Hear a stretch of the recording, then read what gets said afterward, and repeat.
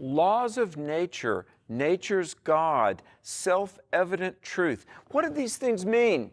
And where, as an American, will you find those phrases? The Declaration of Independence. When we come back, we're going to talk about what these things mean and why they should matter to us today. Stay tuned.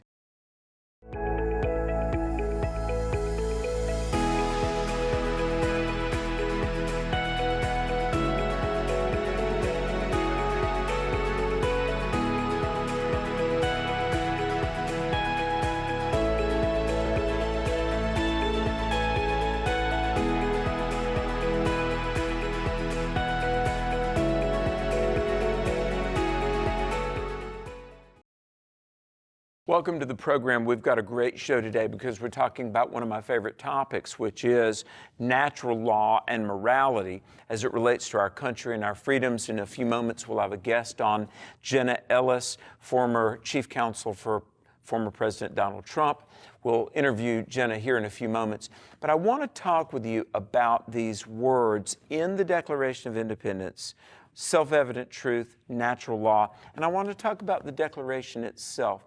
Now, the date famously emblazoned on the Declaration of Independence, July 4th, 1776. I don't know if you realize this, but we actually declared our independence from Britain 2 days prior to that, July 2nd, 1776. And then the Declaration was signed July 4th by the 56 signatories, you know, the signatures that started a nation, really. I want to read from the Declaration because while we know July 4th is the nation's birthday, if you will, the grievances had been building for nearly 4 decades before the American Revolution. And in a similarly analogous period, there have been grievances building about our nation right now. Many believe that our nation has deeply drifted away from the founding principles. And I mean, if you look socially, economically, in terms of just national stability and leadership, we're not the country we have been in previous generations. Many people believe there needs to be a course correction. I believe that, and you can be a part of that course correction. But in the Declaration, folks, I would submit to you that you really ought to read it. It is one of the most fascinating documents. There is a preamble, there are grievances, and then there is a proposed resolution. Preamble, very famously, and oh my goodness, in June of 1776, for a couple of weeks, Jefferson worked on this declaration, and he compared with Benjamin Franklin, but it says very famously, when in the course of human events it becomes necessary for one people to dissolve the political bands which have connected them with another. Now already, can you imagine the King of England? And he had had many acts, and they list 24 later on in the Declaration, and I wish we had time to read every single word of it. Jefferson lists 24 grievances that they call intolerable. Now already, in these opening sentences, don't you know the King of England's blood is boiling? When in the course of human events it becomes necessary for one group to dissolve the political bands that connect them with another group. I'm talking about you, King of England. We're breaking up. Already, the king must have been summoning his armies and navies to show these colonists who's boss. Well, we're going to come back. We're going to talk about this preamble. We're going to talk about the grievances and how a nation can correct itself when it has wandered afar from its principles. When we come back, we'll have a conversation with Jenna Ellis, former attorney for Donald Trump, now a broadcaster and voice in the culture in her own right. Stay tuned. The Alex McFarland Show is back after this. Every daughter knows that her father is the most important man in her life. He is her first love. But her father doesn't know it because dads are maligned and marginalized today. Well, I have an answer for dads, my Strong Fathers, Strong Daughters Masterclass. It's a series of online videos I created to show fathers exactly what they can do to have better, closer relationships with their daughters. And men have told me that it's transformational in their relationships with their daughters. So no matter what your daughter's age, if you're a dad who needs encouragement and help, check out my Strong Fathers, Strong Daughters Masterclass. You can only find it on meekerparenting.com.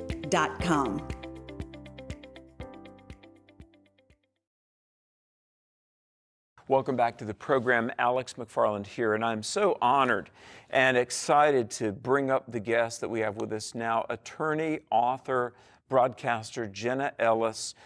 You know her from her appearances on the national media stage as attorney for former President Donald Trump. But soon, in early 23, she starts a new assignment as a daily broadcaster on the American Family Radio Network. She is a sister in Christ, but a true patriot and just a great asset to this nation. And I'm very honored to have her on the program right now. Jenna Ellis, thank you for making time to be on the show. Thank you so much, Alex. And it is a privilege and honor to speak with you. And I'm a huge fan of your work and so excited for the next assignment from the Lord that will be this new American Family Radio Network show. Well, yes, it is a great time in all of our lives, because as much as we have problems, I mean, we live in a time of opportunity, and I want to talk about that. But bring us up to speed on your life and just all that you're doing for God and country. Well, thank you so much. And as you mentioned, most people who've been familiar with my work over the last few years are most familiar with the opportunity I had to serve President Trump through the first impeachment and then ultimately through the post-election challenges, the second impeachment, and beyond. But since he left office, he and I remain very good friends. I love him dearly, but I'm now back in really the private sector in terms of being able to not just focus specifically on politics, but focus on the Christian worldview and the culture. Because as Andrew Breitbart famously said, that politics is downstream from culture, I think we need to add on to that if we could, and say that culture is downstream from worldview. And so why I'm so excited about this new show on AFR is because I want to engage Christians to think about why we engage in politics, why we engage in culture. It's because we all have a worldview, and we need to make sure that our worldview is premised on the truth of Christ and objective morality. So what I've been doing over the last 2 years, I have a show currently on the Salem podcast network that will continue as well, called the Jenna Ellis Show. And we tackle all of these issues. And I'm really excited to start with AFR as well. Well, for so many people that are Christians, the relationship they have with the Lord and then the life they live as a citizen, they're like in two different silos. And I think you and I would agree that we are to be salt and light, and everything that we believe about Jesus Christ should inform the life we live. But what do you feel is the danger if we think God and country are separate, and my faith is very private, and faith should never influence culture? What's the danger of keeping those two things so separate? Well, then we'll devolve into the society that we have currently, which is basically the fulfillment of what we've seen in the Bible throughout the Old Testament, when they said that every man did what was right in his own eyes. When we have this moral relativism that suggests that it's my truth versus your truth, and I can't impose my moral view on you, you can't impose it on me, well, then we devolve into a lawless culture, because all of law is premised on someone's moral truth. For any society to designate that certain actions are prohibited and punishable under the law, then that's suggesting that there is a moral compass by which that society navigates. And for America, that has always been that beautiful phrase in the Declaration that was the mandate for our country, that truth is self-evident, that all men are created equal, they're endowed by God, our Creator, with certain unalienable rights. And so if we even understand what rights we have, we can't talk about that without first describing our relationship with God, our Creator, and identifying who is our Creator. So if we separate our faith and suggest that law is simply premised on whatever collective society has in terms of a contract. We devolve into secular humanism, which is the worldview that you and I can each simply decide for ourselves. And that's why we're seeing in this nation right now people calling us hateful bigots and so many other things for simply suggesting that there are still actions that are objectively morally wrong that should be punished by law. We can't escape the fact that law is inherently moral. And for Christians, we know what the objective moral premise is. You know, Jenna, in the first 10 months of 2022, I was prepping for our show and I read where the word lawless or lawlessness was used more than 440 times in coverage of domestic news stories. Think about this. News stories about domestic America, first 10 months of 22, the word lawless was used 440 times plus. What does that say about where our culture is? You know, it's interesting. That term lawless actually is different than illegal. A lot of people use that in the same, they think it's a synonym.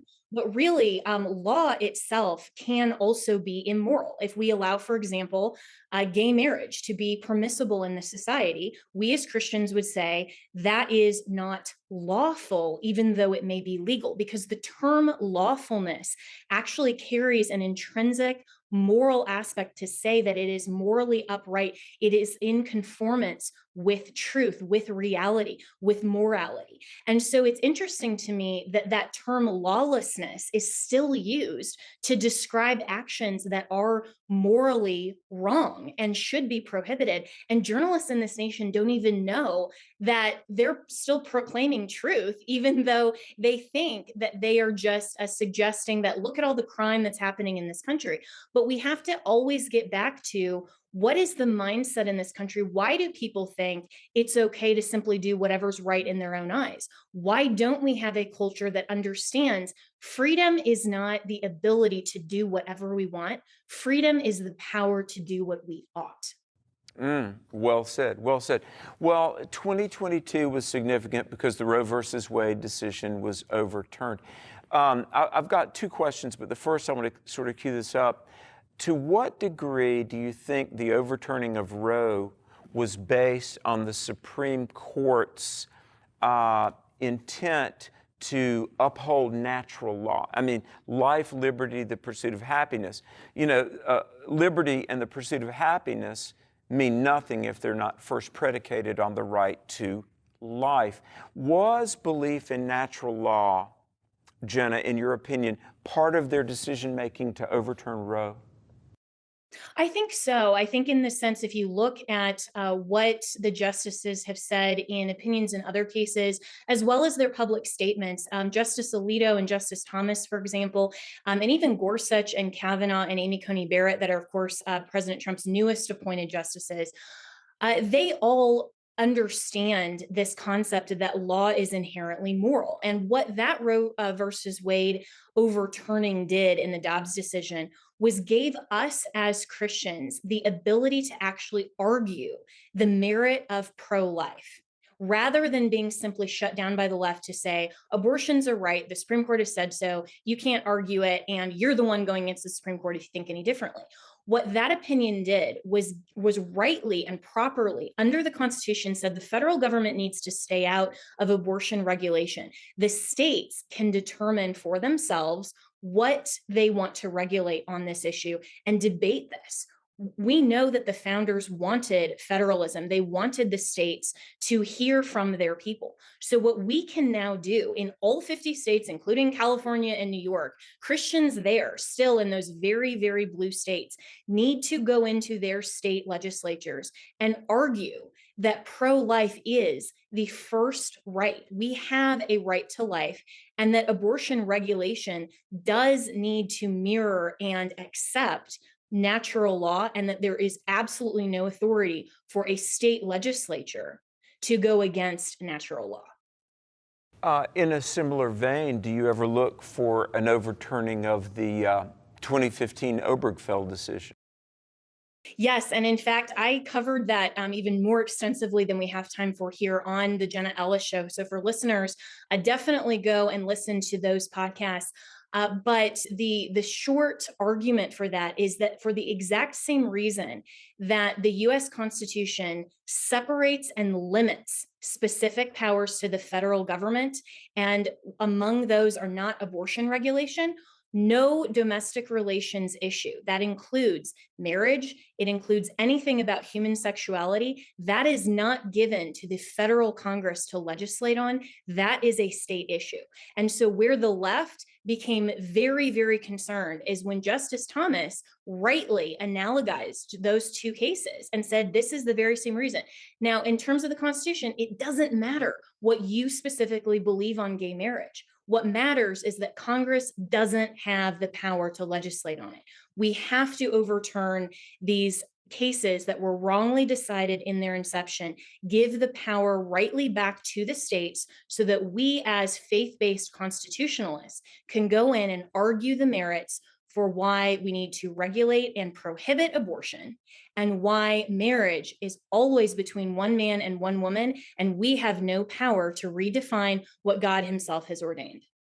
It's reality. I mean, aren't you amazed, or let me ask, are you amazed at the degree to which people today are just fighting against reality? The idea, pregnant persons rather than women carrying a child.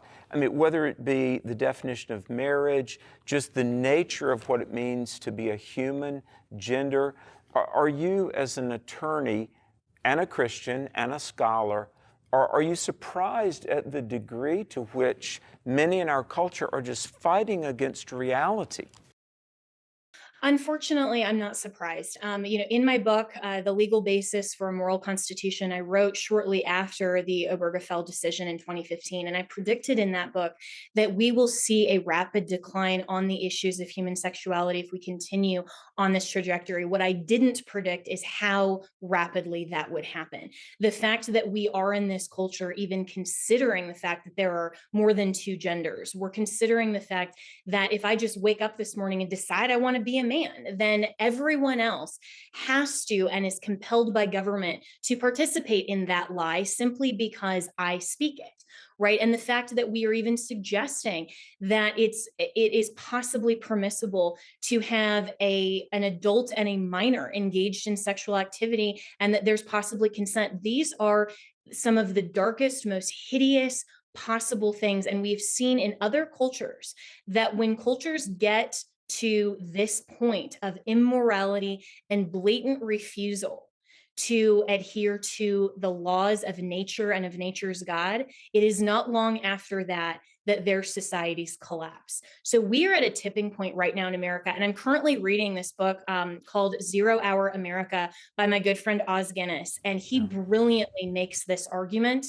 And I would encourage everyone, if you read one thing over Christmas break, read this book, take it seriously, because as Christians, we cannot separate church and state.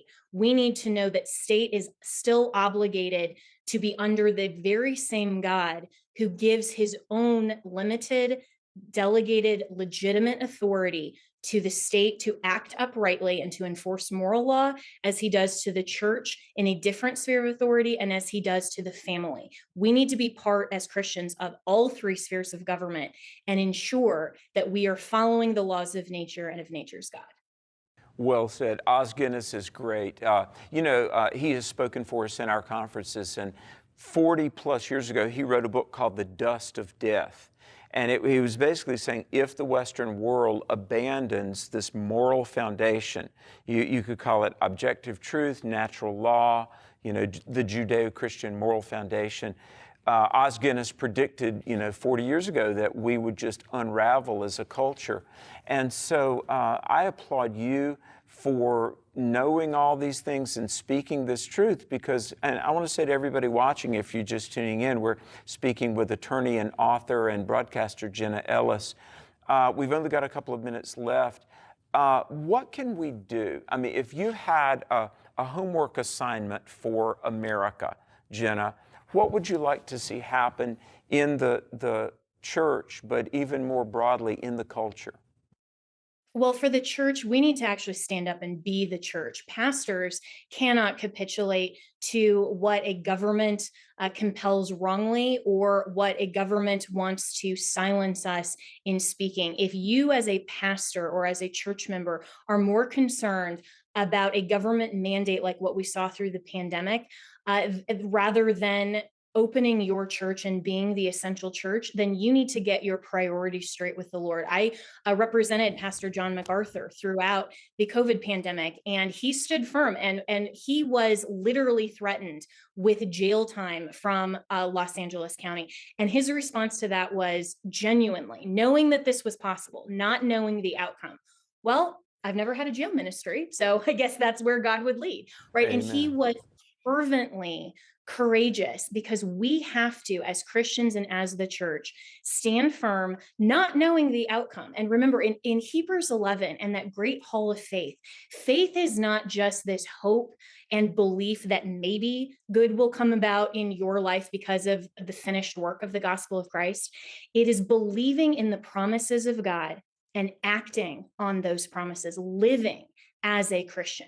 We need to have faith. That is why our founders talked about the free exercise of religion, not just freedom of worship or freedom of belief, but exercise, action. So if there's one thing I would encourage everyone listening, make sure you are acting and living daily in every sphere of contact that God has given you. Stand up, be courageous, speak the truth, not your truth.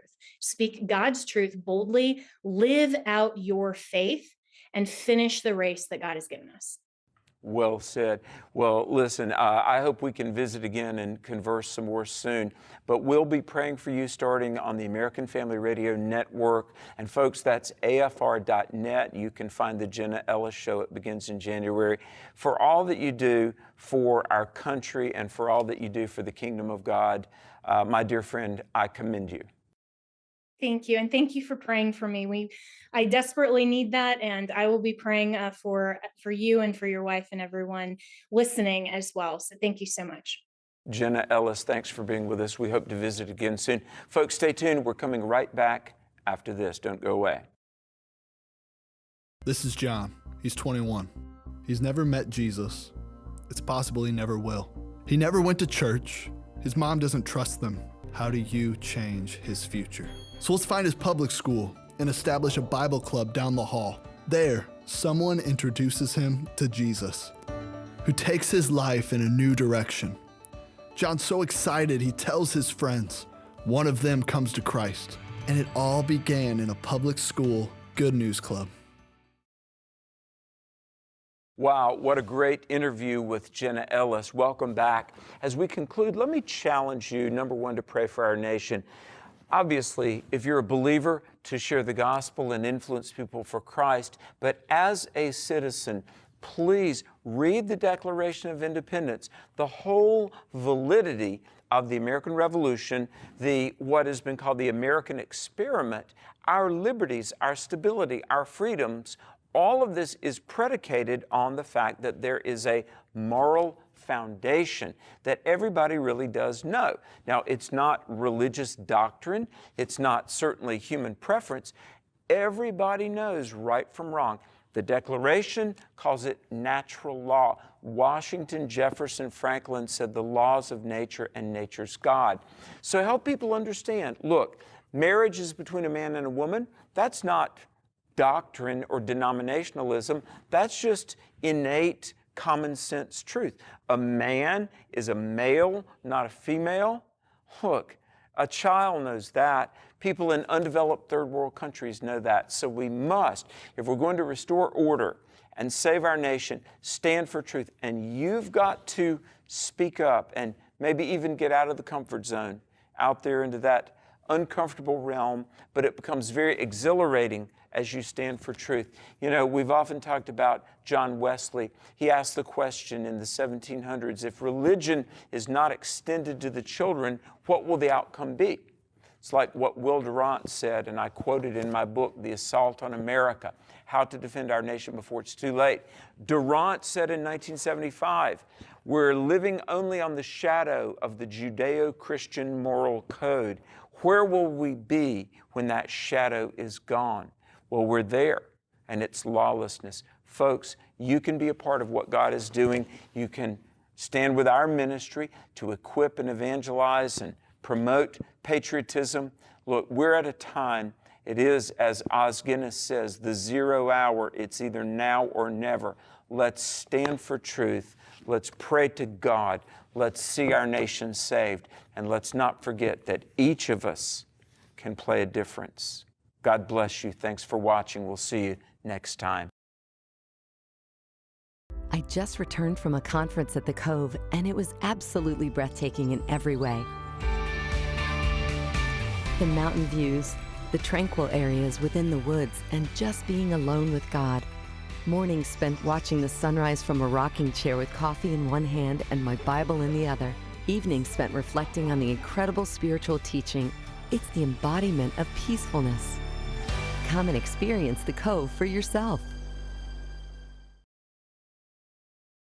Before we go, I wanted to say thank you for watching, and I want to praise God for all that He is doing through our ministries. And I want to ask you to become a partner with us and be involved in evangelizing people of all ages and helping equip young lives to stand strong for truth in our nation. You know, we're starting our Viral Truth Campus Clubs. We're chartering clubs all across the nation, and your help can equip us to take the truth of God and country to young people. Now, in our conversation with Jenna Ellis, we talked about natural law, the Declaration. My book, and it was #1 in 3 different categories on Amazon. I give God the praise. But the book, The Assault on America, How to Save Our Nation Before It's Too Late.